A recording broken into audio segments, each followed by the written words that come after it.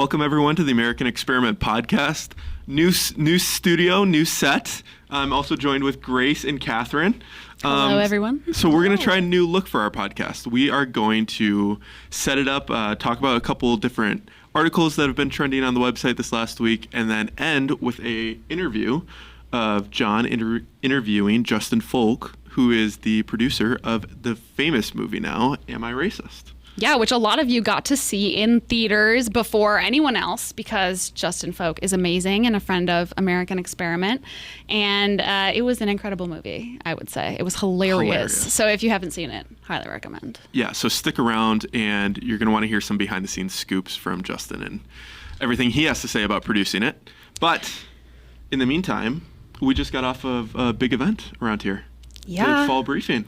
We kind of had a pretty famous guy around.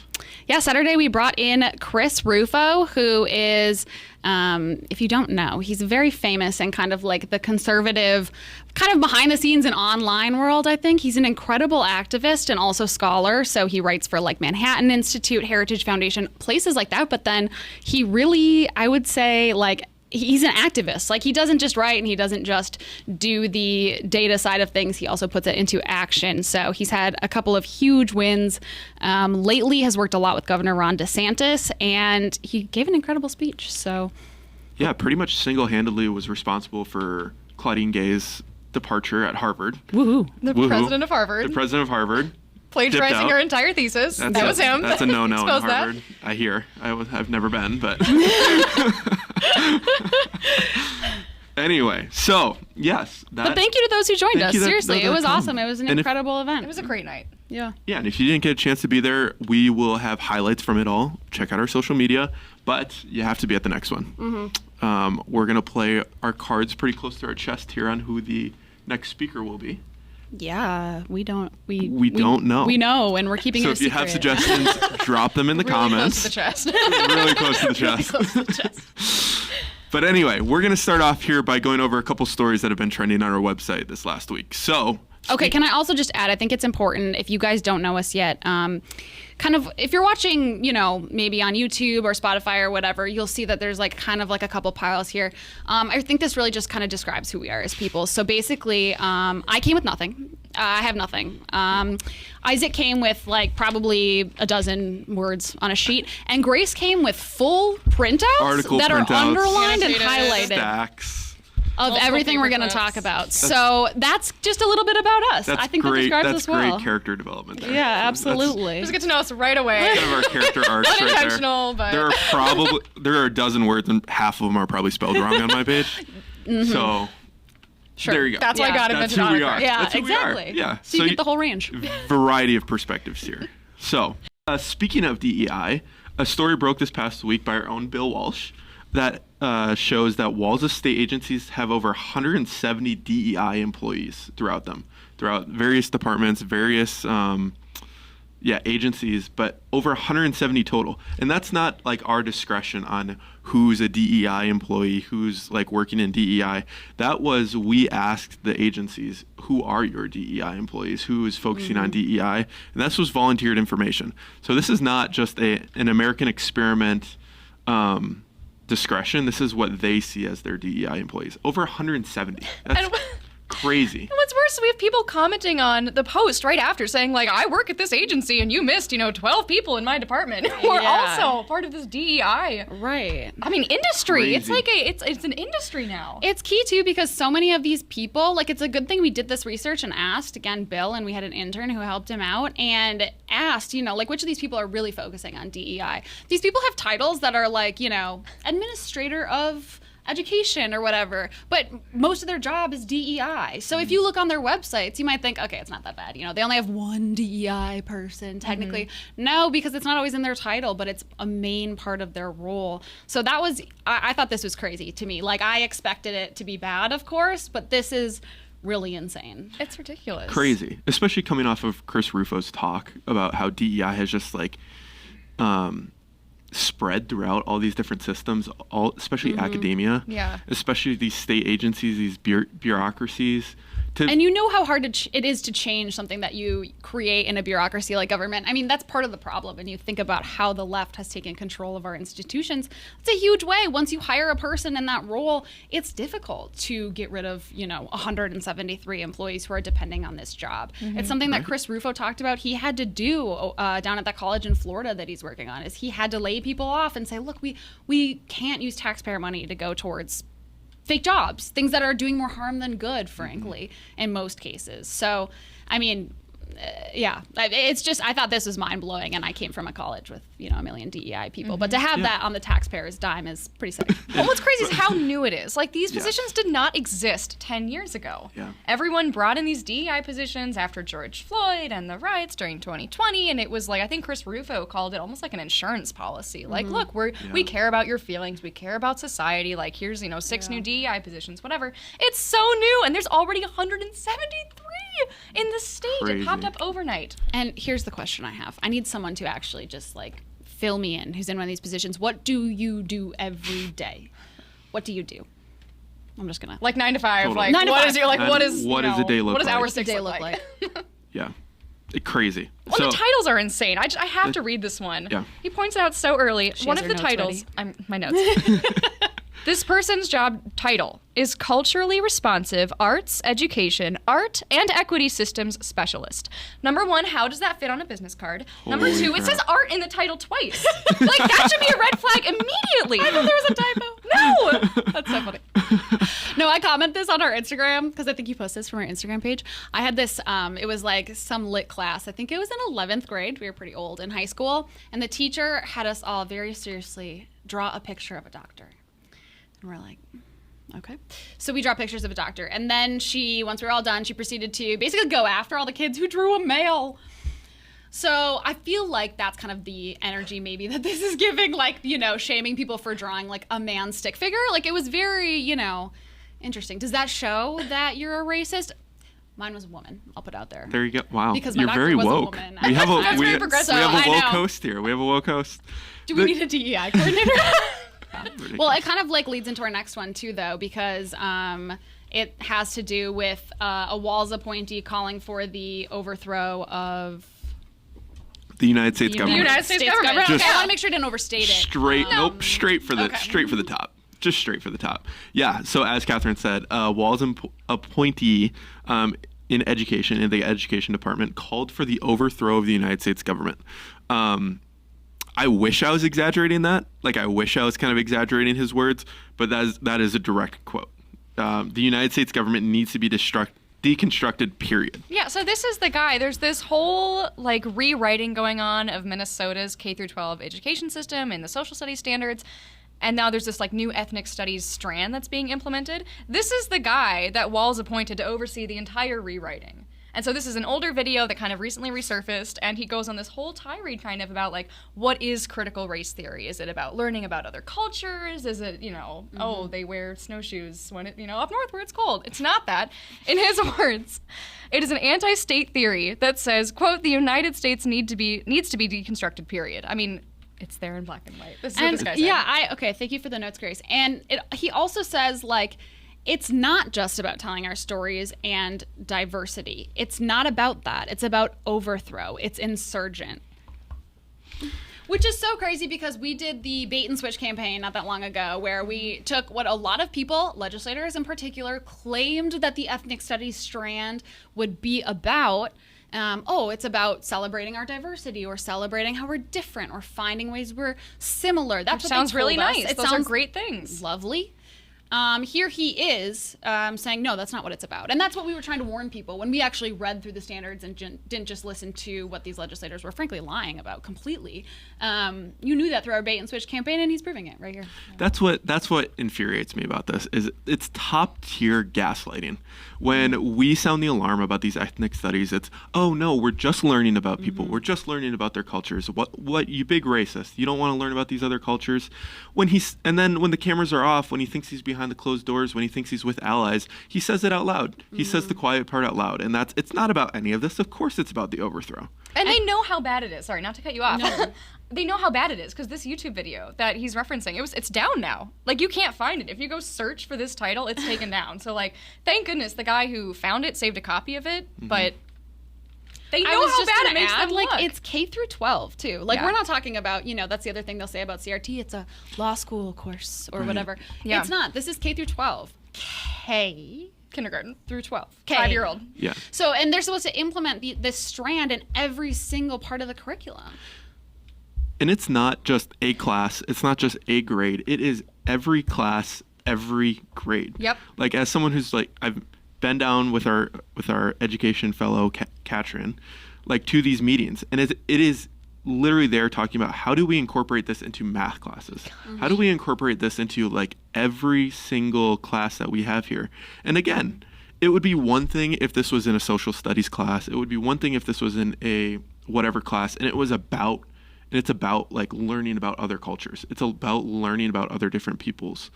But it's not. And like, they're the only ones that are quote unquote allowed to say that it's not. When we say it's not, of course you're being hyperbolic and you're going off the cliff and whatever. When they say it, of course it's not. And everyone knows it.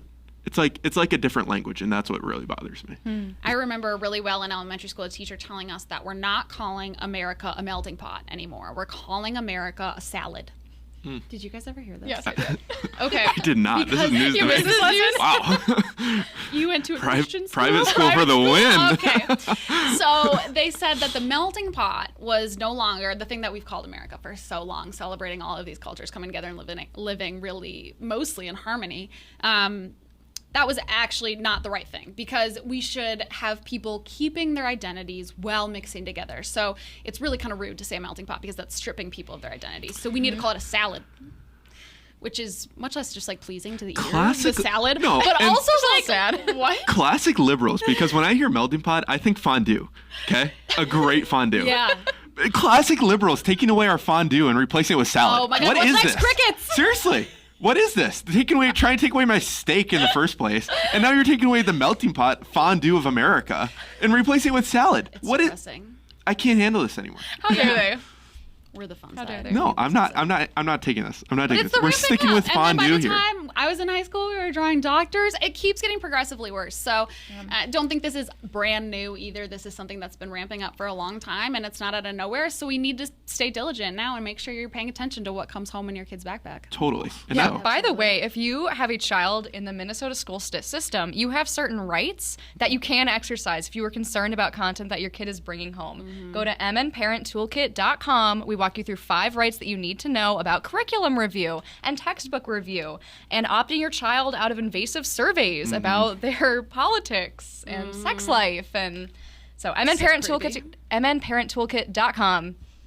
Totally your check it rights. out. You should absolutely Totally. do that. Okay, going on to our third article here about wind turbines, which I know it sounds boring, but it's really not. Crippled Wilmer, this is the headline I'm reading from Grace's notes.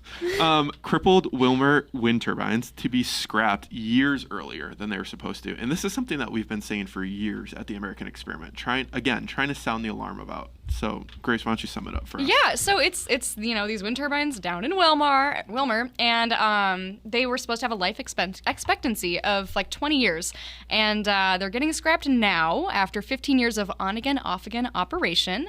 And the big, selling point of wind energy, or one of the ones that, proponents like to say, is that it's going to be cheaper and, more cost-effective than other power sources. And it has not been. It has cost twice as much as was promised years ago when they put these in. And then on top of that, it's going to cost them another $1 million at least just to decommission them and recycle them. It is unbelievable. Also, they're so ugly. And they They're kill very birds ugly. also. And they kill birds. So I'd just like to put that in there. The birds are just government spy machines. So. Yeah, so really, it could be okay. Point. No, but this is also coming off the back of Walls's plan by 2040 to have totally renewable energy. Mm-hmm. And again and again and again, we get news like this coming out of different small towns like this, and saying this isn't working. It's not giving us the energy it needs, and I'm still paying more for my energy. Like, how can You can't have those three all together. And it's wild. So even Xcel Energy, obviously Minnesota's biggest power supplier, by their 2040 plan, they still have 20% of fossil fuels in their energy plan. That's like just so insane. on brand. That's like the liberal playbook. Is like they declare they're going to do something like, oh yeah, what is it? Electricity free by 2050? Carbon free. Carbon free. 100%. 100% electricity. 100% electricity free. Sorry. That's the goal. Yeah. I didn't bring my notes. And it's not possible. It's too expensive. It's not going to happen. It's like student loans, like we will abolish student loans. No, you can't. No, you so won't. It's Right. like the classic playbook. They declare something, can't do it. Ooh, sorry. They'll just change the name. They get to call it, 100% carbon free, even though there's 20% Totally. fossil fuels in I it. like to think that when liberals like this are watching The Office and Michael Scott goes, I declare bankruptcy, that they don't see it as a punchline. Yeah. That they're just like, Just, that's how it works. Yeah, that means okay. he's bankrupt. Been declared. Lock that away, It yeah. means it's declared, right? Yeah. It's so ridiculous that if you go through the American Experiment website, there are articles on articles about how failed wind power, solar power is, especially in Minnesota, and just how affected people are by it. Mm-hmm. I can't wrap my head around the Capitol trying to still own these things as a win. Yeah. When it seems to be It's clearly more not and working. more obvious and maybe it's just the people that aren't making the quote unquote noise about this that are experiencing the devastating costs of it. But it's hard for me to wrap my head around how devastating this is to especially greater Minnesota. Yeah, absolutely. Okay, anyway, on a more lighthearted note, we are going to get into one of what I hope will be our favorite segments going on now, and that is Headline of the Week. And so we each chose a headline. Since another thing you should know about our character development on this podcast, Kathryn and I are chronically online. Oh, we yeah. are chronically on Twitter. Grace is not. I am not. So when She might Kathryn coincidentally be like the most intelligent of the three of us. Is that a You coincidence? guys, you're saying this in such a nice way. I'm just not tuned in. That's a fantastic point. So we are each going to be presenting a headline from the past week that we thought was hilarious, entertaining, or just downright insane. And then we're just going to see, especially how Grace reacts to them out of all three of us. But let's lead with Kathryn. So if you want to kick yours off here. Yeah, absolutely. Well, I was on X, Twitter, of course, and stumbled across this clip. Do we want to throw it on the screen? What's the first word that pops into your head when you hear the name Kamala Harris? Liar. It's like this little kid. CNN went to this school and they interviewed some kids about their thoughts on the election, essentially. And this kid, she says, what are your thoughts on Kamala Harris? And this little kid, I think he's like 10 or something, just thinks for a second and goes, liar.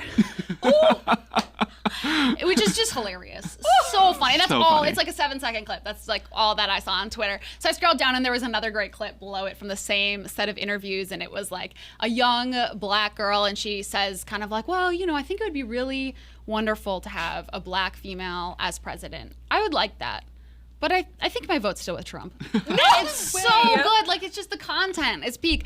So anyway, I kept scrolling, and the comments were very torn. There was 50% of people, I would say, that were like, oh, yeah, go kid, go, whatever. And then the other half were very adamant about leaving kids out of the conversation, leaving kids out of politics. And so I chose this clip for two reasons. I thought it was hilarious. Also because I am firmly in the this is awesome camp.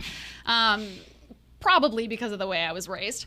But I think that it's so important that parents are teaching their kids about politics. And even if, this kid is like 10 or whatever, he clearly maybe hasn't gathered much yet, just that Kamala Harris is a liar.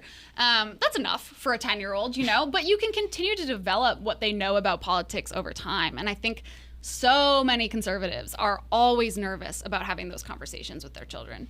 All the time I talk to donors who say, I don't know how to talk to my kids about this. Can I even bring my kids to an event? What can I do? How should I talk to them about it? Oh my gosh, you should tell your kids everything. And I think a lot of that comes from like an insecurity with conservatives about our beliefs and being confident in our beliefs and our values.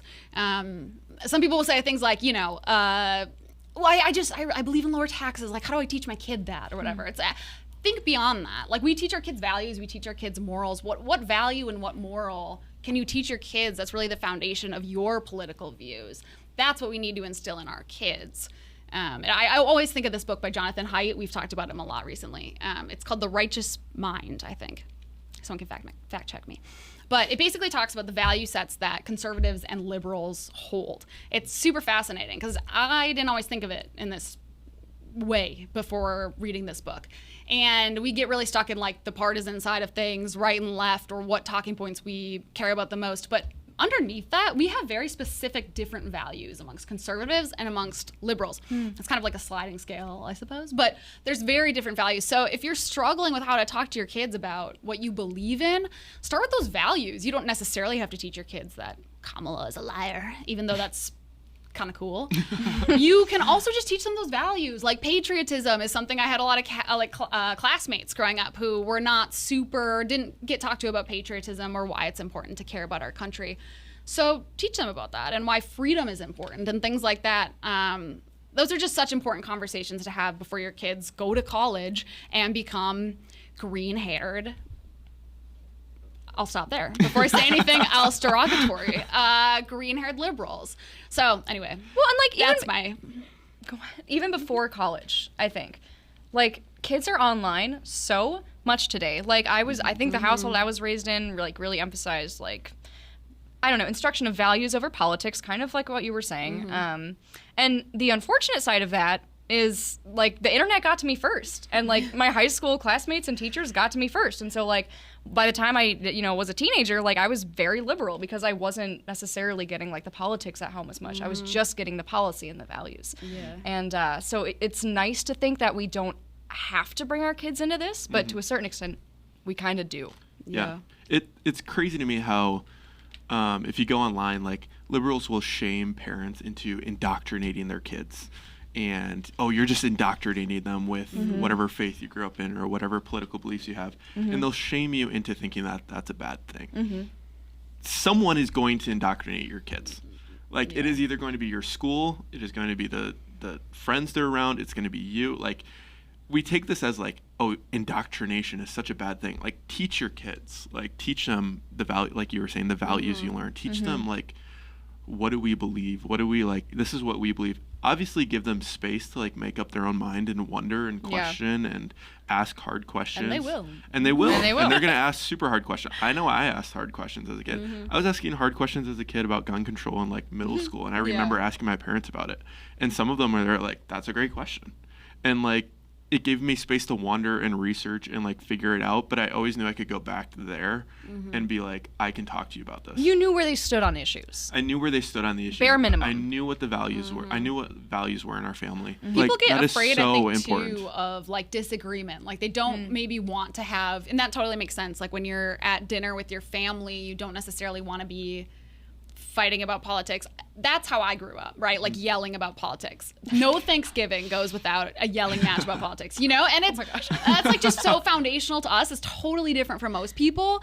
But I got to college then and was attacked kind of ruthlessly for my political beliefs, and it was a bit difficult to phase me because I was used to being in conversation that was sometimes really difficult.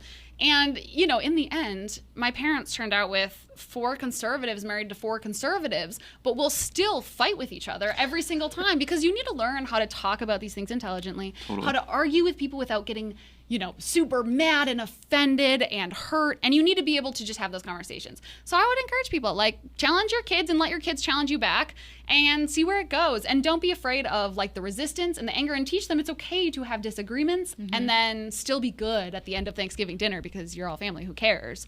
But you need to explore those things with your kids. So anyway, I love that clip. I think everyone should bring all of their kids to every one of our events all the time. If they're screaming in the back, if they are throwing up, I don't care. Like, bring them in, bring them here. I always say I met Margaret Thatcher when I was in my mom's stomach when I was not yet born. And ever since then, I've been on a good trajectory. So bring your kids. Love it. That's awesome. I call it under tables at these events, okay? It's okay. There is no other way to sum up that clip better. Once again, my mom is eye rolling in her AirPods. All right, there is no transition to our second clip from that. So we are going to go to Grace's clip, the Hamilton musical cast here. Gosh. They had some fun. They thought that everyone was dying to know where they stood on the election, and so they decided to tell us or sing it to us. Yeah, if you missed this clip, I'm so glad you did, and I'm so sorry to share this with you now. I don't know if we want to watch it or if we want any kind of let's kind of prep. play a Should we just go in Let's cold? just Okay. roll it. Just let them see it. Yeah. Election 2024. Election 2024. The election 2024. The good of our republic. Let's all vote. America.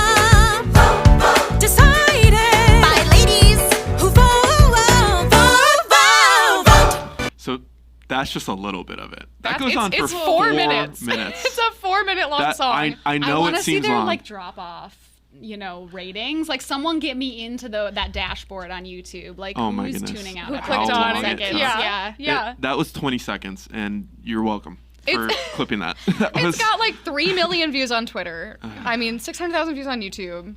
I would say it's very sadly, like a lot of the comments are just like pure uncritical adoration, which is kind of what I expected, to be honest, from like their target audience. Like they see the name Hamilton and then the word vote, and they're like, give it a Grammy, Well, we do know Broadway is a very diverse place of thought. Of thought, yeah. opinion, Political. And yes, political, I'm sure. I avoid. I don't know one thing about Hamilton, I have to say. So basically, a little bit of backstory. They took this song, from the original recording, and I guess this is the current Broadway cast, and I don't know, they put out this new, first of all, the lyrics are just not the best. They don't, like, always line up with the rhythm of the song properly, and, like, I was saying to someone else, like, if you told me this was, like, a kid's project that they did in school, like, I would believe you. It's kind of that level of, like, parody. Like, there's one verse where they just kind of say the word election, like, 7 times. And, like, that's the verse. Letting you know. Yeah. There's an election. It's not in very... case you haven't gotten 400 TV commercials. Yes, Sitting down yes. to watch the news. Yeah, and it's Yeah. weird because like half of it is kind of this very like bland, generic, like go vote message, like it's your duty, you're a citizen, that's great. And so Great, it's like, yeah. hard to argue with. Yep. That's awesome, okay.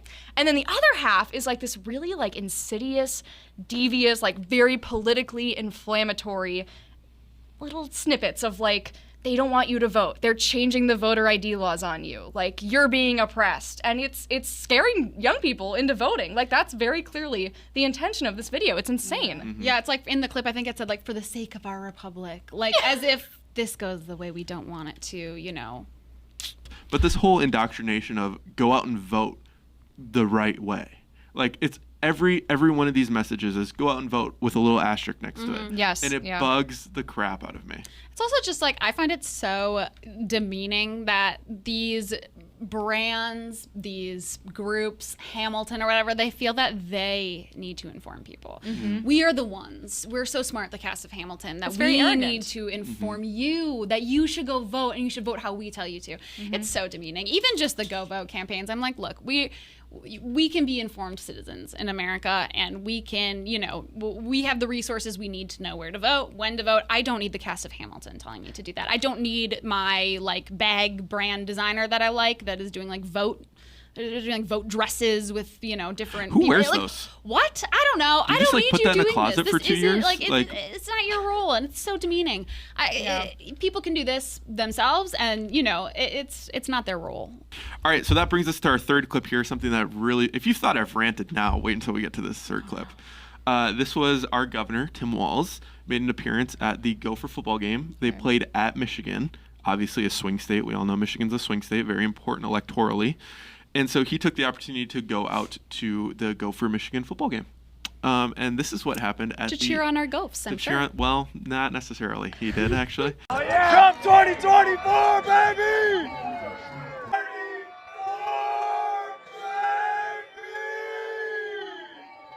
Throw him a bird.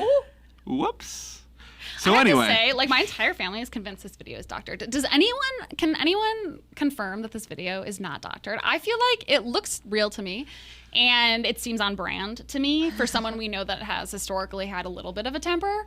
But what in the world? And he's also in the most generic outfit ever. Was he really not? He was not supporting our Gophs. Don't even get me started on this. So what you can't see right now is that on the exact opposite side of the set is a Gopher poster right by my desk. And I'm an avid Gopher supporter. And so this is what really bugged me, is that Tim Walz comes to this game between the Gophers and Michigan in his generic Harris Walz jacket that just so happened to be navy blue, just so happened to be Michigan blue, with his khakis, which just so happened to be what the former Michigan coach was known for wearing. Okay, that's On a pretty his deep video, level. he said he's been waiting for this opportunity for 60 years, that coming to Michigan Stadium was like, coming to the Big House was like a religious experience for him. Did he go to Michigan? He did not. And he's the governor of Minnesota, and at one point he said, "Go Blue," which is Michigan's like saying. And so this was just at the end. He was walking out of the stadium, and someone shouted Trump 2024 at him, and it appears that he flipped the bird to them. And so, whoops.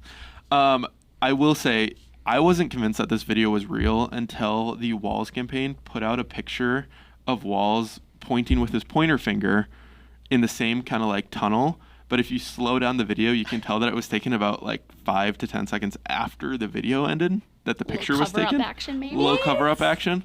And so that's what convinced me that this video was real. So whether he was flipping someone off or not, that's what really bugged me about this, is that he could not name a single Gopher player, I'm sure.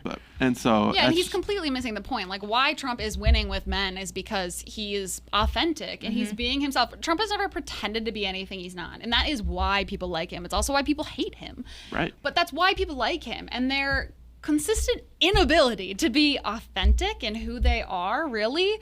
The way Kamala has spoken in many different ways wherever she goes in the state, tries to appeal to different kinds of voters in ways that seem very much not genuine.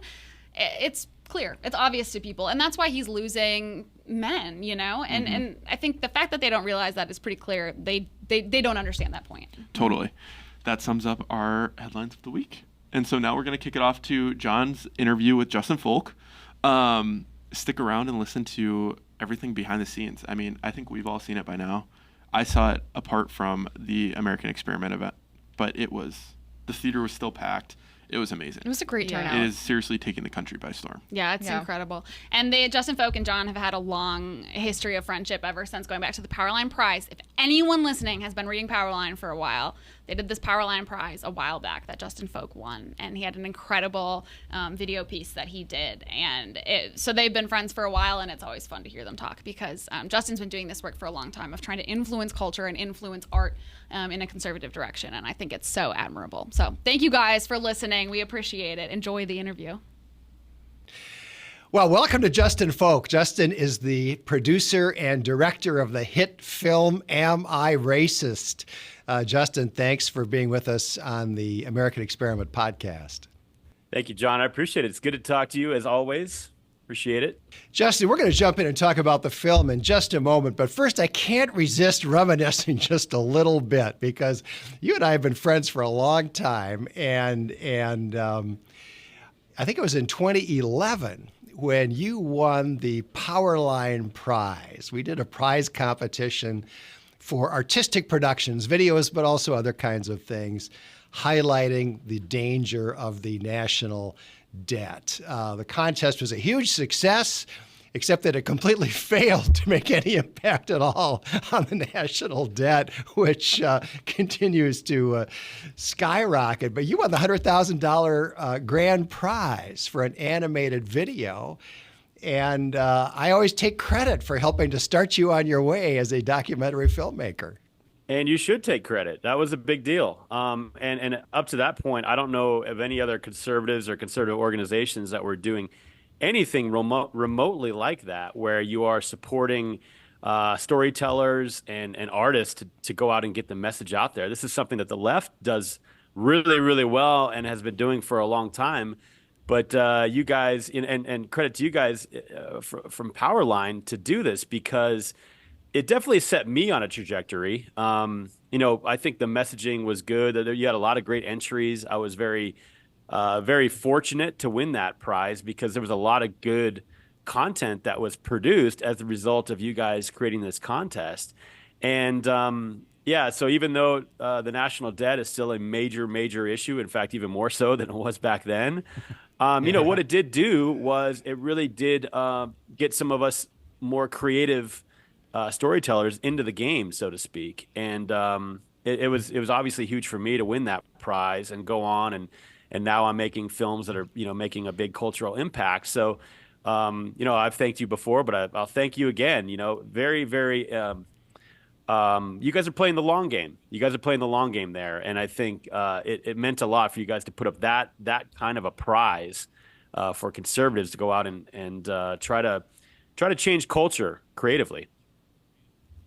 So, Justin, you were the producer and director of the Daily Wire film "What Is a Woman," which was a big hit, and it was very funny and very effective. And you teamed up with Matt Walsh, the on-screen talent for "What Is a Woman," and you and Matt have kind of reprised that act in some ways. In some ways, it's different.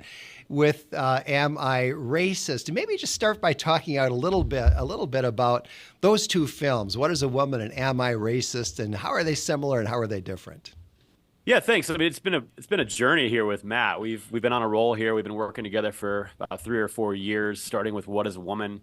With "What Is a Woman," it's interesting because Matt had been going around asking this question, "What is a woman?" for some time, and I think he knew that it was the question that the left couldn't answer. It basically made their postmodern relativism just fall apart. And he pitched the idea to me to do a movie based on that. And at first I was like, I wasn't too sure I wanted to make a movie about transgenderism. I looked at the issue like a lot of people look at the issue, which is something that's just so kind of radical and at the time sort of obscure and weird. Something that we kind of thought would go away or hoped it would go away, but it wasn't going away. And credit to Matt Walsh for knowing that this issue, this sort of gender ideology, was coming everywhere. It was getting into every institution. It was already in academia. It's in the corporations. It's everywhere. And so he knew that this simple question was the way to kind of make the whole house of cards tumble. And so when he said, I just want to go around and ask questions, I'm like, that could actually work, that sort of Socratic method. And so we got started on "What Is a Woman?" And he simply would just ask questions of these so-called experts and really just reveal what a fraud this whole thing was and how it was harming children and harming women's spaces and everything else. And so we're really proud of that movie and the impact it made. In the aftermath, over 20 states passed laws to ban gender mutilation surgeries.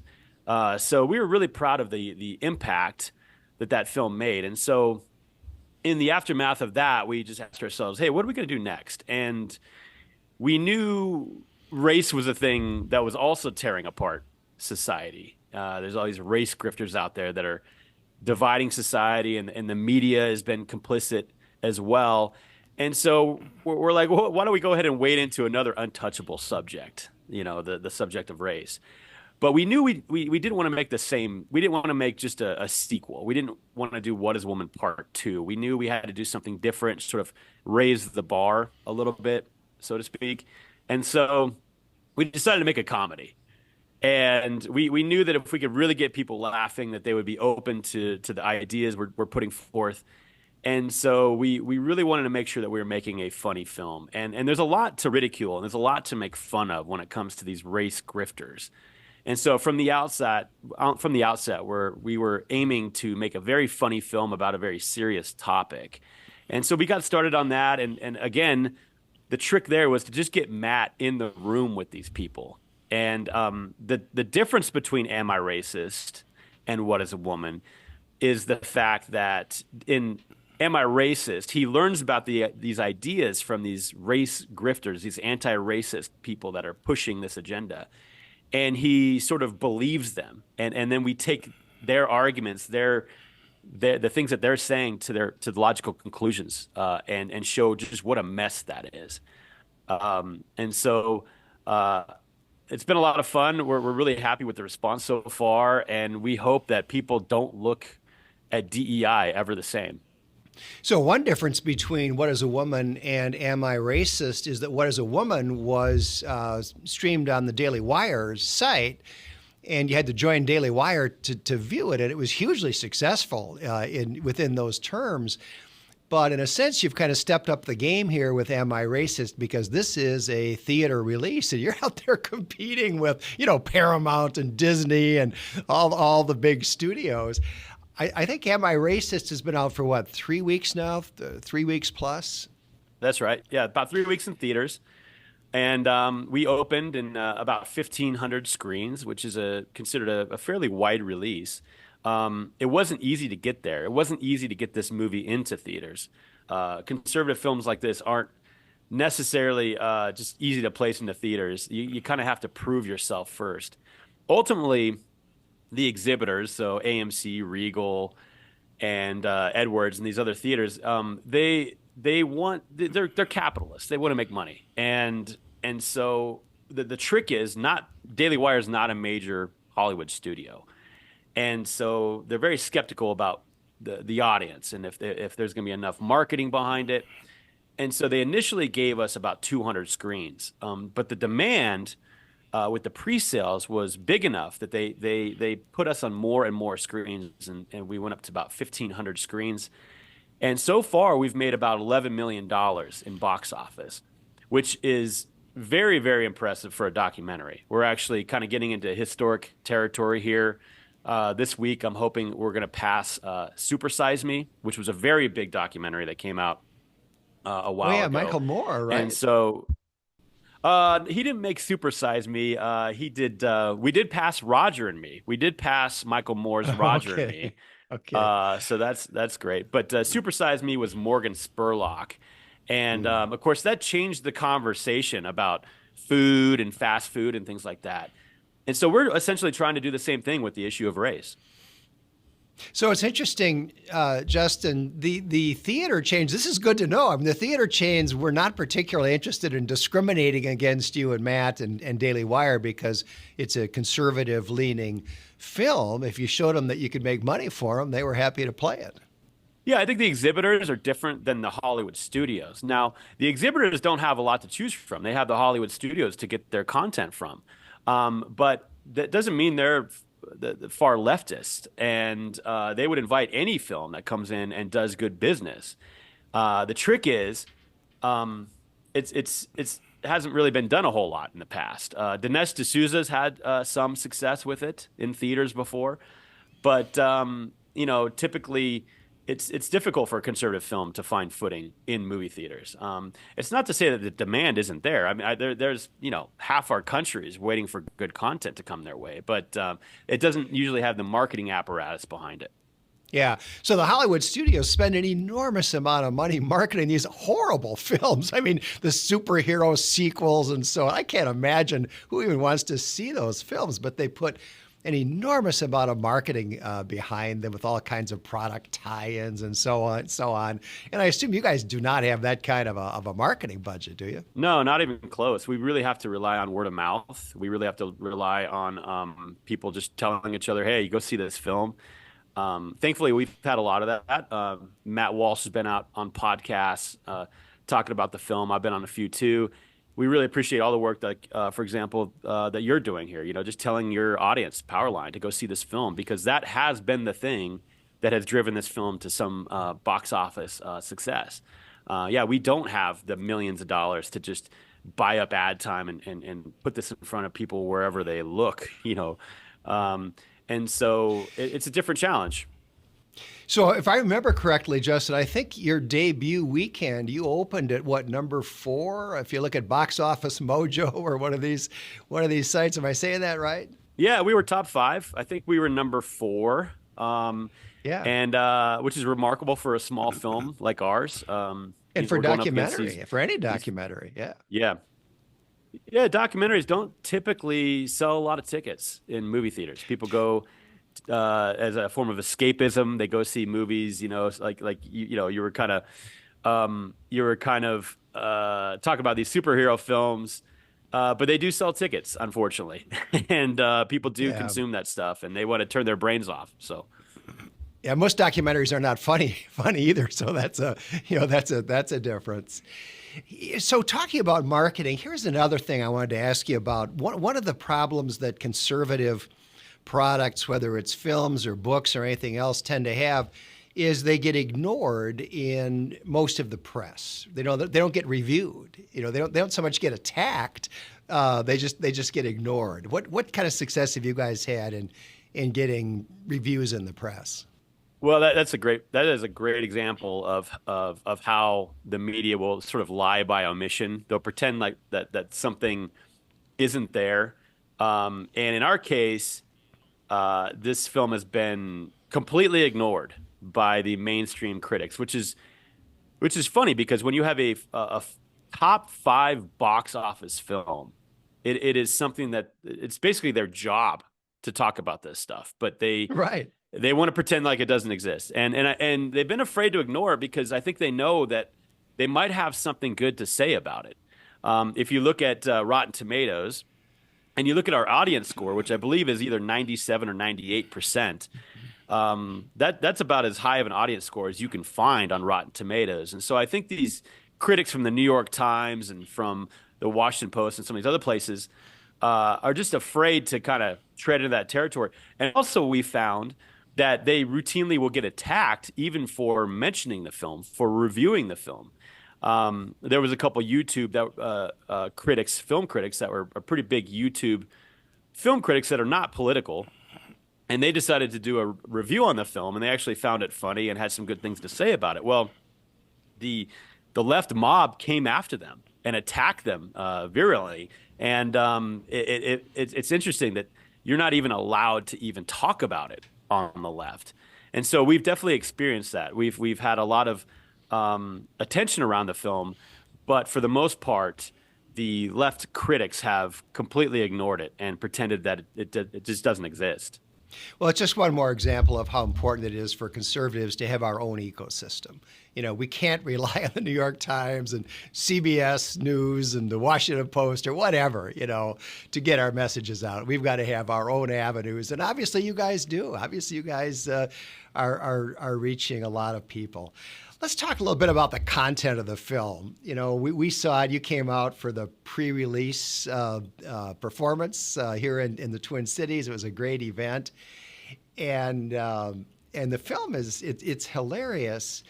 And one question that I think the film consists in considerable part of Matt sitting down and interviewing various race grifters, people who are making enormous amounts of money in some cases off the whole anti-racist corporate shtick, and selling books and so on. And he just asks some questions. He doesn't ask unreasonable questions. He doesn't attack them. He just asks some questions.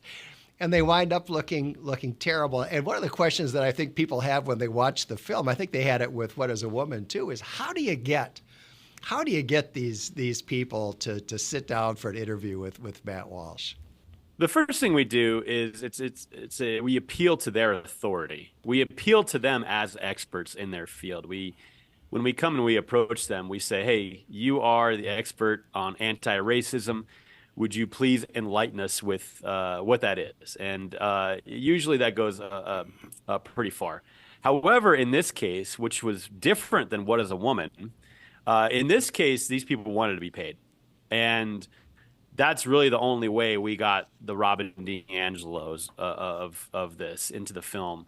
Is we just found it to be very different with this race issue, with these anti-racist people. They had a lot of questions, but as soon as you were willing to break out a checkbook, then they would talk to you. And so we paid them, and we paid them their fees. And we didn't really balk at their fees, and their fees were high. But we were willing to pay it. And actually that became part of our story, because that's the point we're trying to make, is that there is a lot of money and power around what's going on here in the anti-racist industry, these DEI people. It's really not about race at all. It's about money and power. And they've built up a multi-billion-dollar industry around themselves.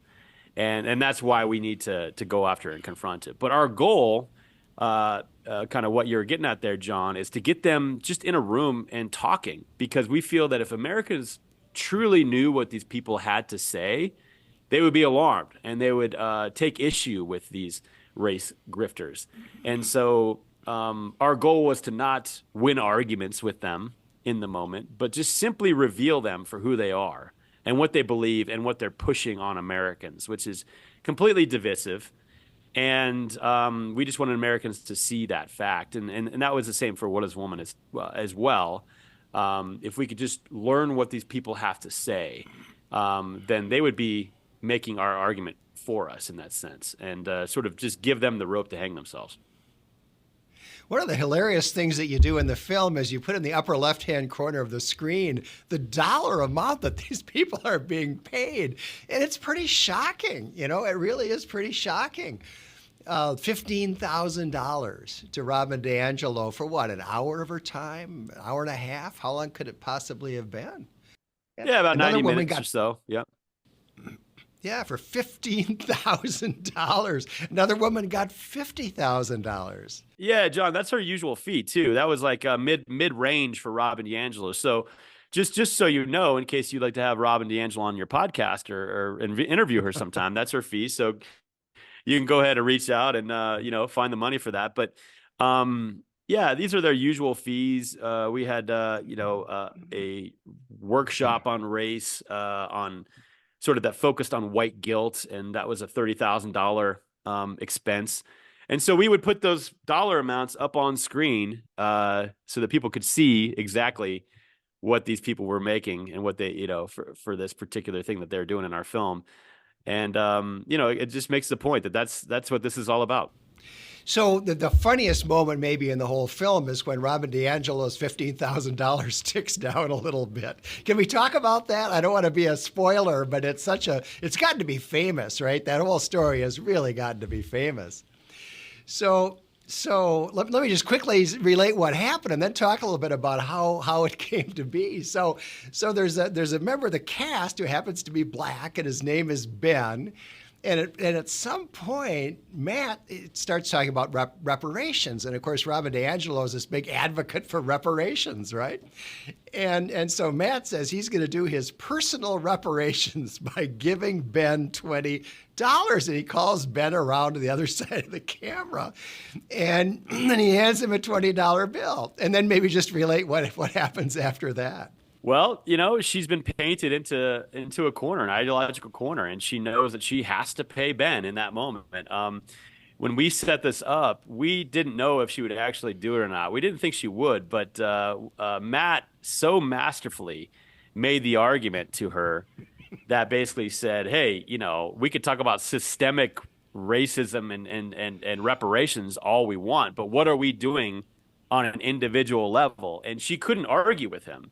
And so she had to pay our producer, Ben. She paid him $30. She one dug of the funny around in moments her is when purse. Yeah. I mean, it's just Yeah, hilarious. she had to go digging in her goes purse and gets I actually shot that on my iPhone camera. When she walked over to her purse, I captured her digging in her purse with with my iPhone camera. But when she comes back and she gives Ben the $30, she says, that's all the cash I have. And Ben thanks her, and it's a hilarious moment. We knew that Ben and also Sean Hampton, who's Matt's producer, they're both black, and we knew that all we had to do was put Robin in that situation, and basically, based on what she's teaching, based on what she's been preaching, she had to pay them the money once we put her on the spot like that, and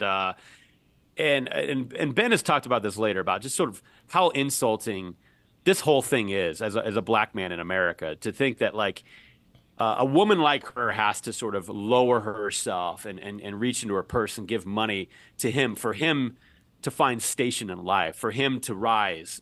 It's such an insulting idea from the get-go, and yet it's what these people believe. And so even though it's a funny moment with Robin DiAngelo, it is a little bit disturbing, and that's just that mentality that these people, these grifters, believe that we all need to sort of give handouts to these people for them to have any sort of station in life. So one of the great things about the film is that, and What Is a Woman was like this too, these people are mocked, right? And they're not used to being mocked. And really, it's not that Matt goes on screen and insults them. It's not that at all. It's just that they expose themselves as they answer Matt's questions and talk about what it is they believe and what it is that they're trying to do. So what has been the reaction among these grifters who appear in the film? People like Robin DiAngelo. How have they responded to being exposed like this in the movie? Well, they're not happy about it.